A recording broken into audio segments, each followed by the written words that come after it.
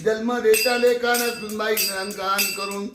वामन बाबाची पुण्याई, शंकर बाबाची, कोंडाजी बाबाची पुण्याई, दान देऊन वासुदेवाला, चंद्रबागेत पांडुरंगाला, आळंदीच्या ज्ञानेश्वरीला, जेजोरीच्या खंडेरायाला,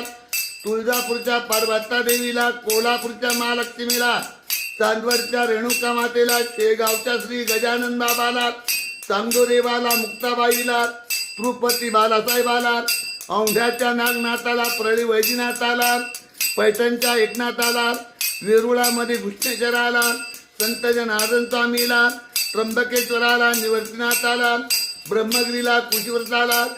अक्कलकोटमध्ये स्वामी समर्थाला, श्रीकृष्ण परमात्माला, वामन दादाचा, भोरांचा जन्म देता लेखानं अरुण दादानं दान करून